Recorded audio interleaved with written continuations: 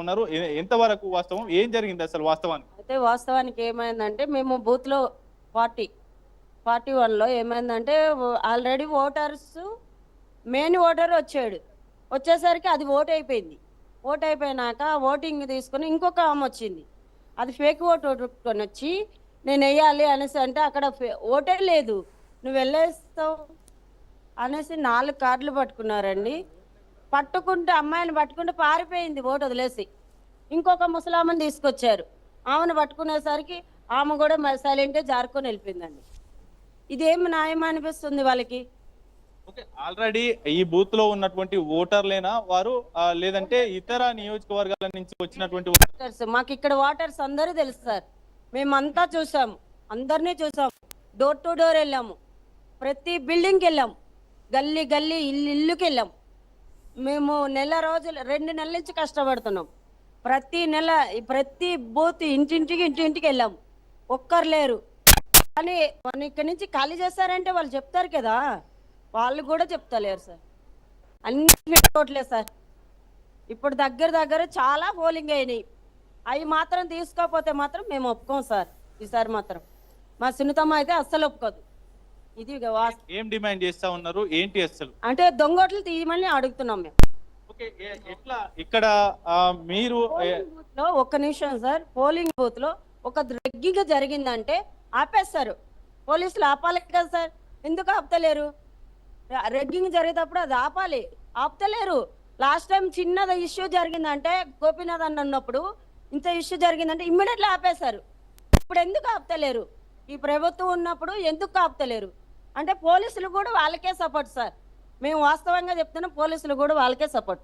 Ragging జరిగిందనేది ఆరోపణలేనా, ఏమైనా ఆధారాలు ఉన్నాయా? ఏ విధంగా చెప్తా ఉన్నారు ఏంటి? కార్డులు ఉన్నాయి సార్, చాలా కార్డులు ఉన్నాయి మాకు దొరికాయి, చాలా కార్డులు ఉన్నాయి. మీ మీడియాకు కూడా వచ్చింది. డమ్మీ ఓట్లు 1000 ఓట్ల పైన ఉన్నాయి సార్. చాలా ఓట్లు ఉన్నాయి, చెప్పలేము, చాలా ఉన్నాయి సార్. కూడా ఇక్కడికి ఇతర ఐడెంటిటీ కార్డులు తీసుకొని వచ్చి ఓటు హక్కు వినియోగించుకుంటాం అనేటటువంటి చెప్తూనే వారు ఓటు వేసేందుకు వెళ్ళేటటువంటి ప్రయత్నం చేశారు. వారిని ఓటరు జాబితాలో వారి యొక్క ఓటు హక్కు లేకపోయినప్పటికీ కూడా మేము ఓటు వేసి తీరుతాం అనేటటువంటిది కూడా వారు చెప్తా ఉన్న నేపథ్యంలో కూడా పూర్తి స్థాయిలో చెప్తున్నటువంటి పరిస్థితి అయితే కనిపిస్తా ఉంది. ప్రస్తుతం మనము చూసుకోవచ్చు ఈ యొక్క ఇక్కడ ఉన్నటువంటి సిచ్యువేషన్ కావచ్చు. కొద్దిసేపటి క్రితమే ఇక్కడ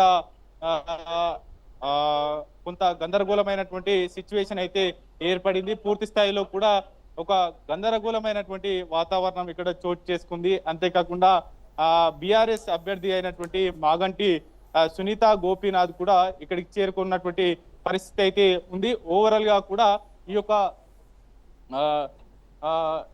ఎన్నికకు సంబంధించి అనేక ఆరోపణలు వస్తా ఉన్నాయి. అంతేకాకుండా పూర్తి స్థాయిలో కూడా ఇక్కడికి చేరుకునేటటువంటి అభ్యర్థి మాగంటి సునీత గోపీనాథ్ కావచ్చు, అంతేకాకుండా ఇక్కడికి ఇతర ప్రాంతాల ఇతర నియోజకవర్గాలను తీసుకువచ్చి ఓటు హక్కు వేయిస్తా ఉన్నారు, రెగ్గింగ్ చేయిస్తా ఉన్నారు అనేది కూడా ప్రధానంగా ఆరోపిస్తున్నటువంటి సిచ్యువేషన్ అయితే కనిపిస్తా ఉంది. కొంత ఇప్పటి వరకు గందరగోళమైనటువంటి సిచ్యువేషన్ అయితే ఇక్కడ జరిగినటువంటి పరిస్థితి అయితే ఉంది. ఇక్కడే బైఠాయించి నిరసన తెలిపేటటువంటి ప్రయత్నం చేశారు. అయినప్పటికీ కొంత పోలీసు బలగాలు అంతేకాకుండా కేంద్ర బలగాలు కూడా వారిని కంట్రోల్ చేసేటటువంటి ప్రయత్నం చేశాయి. ఇక్కడ నుంచి వారిని పంపించేటటువంటి ప్రయత్నం చేసి ఇక్కడ కొంత శాంతియుతమైనటువంటి వాతావరణం నెలకొల్పేటటువంటి ప్రయత్నం అయితే పోలీసులు చేశారనేది అయితే చెప్పుకోవాలి Ramana. Okay, thank you Raju.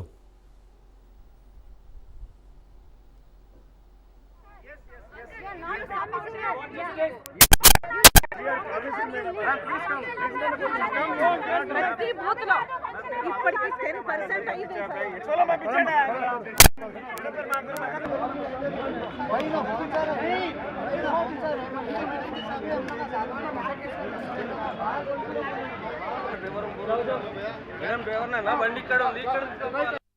Sir, humble request, sir. Not only this booth, sir.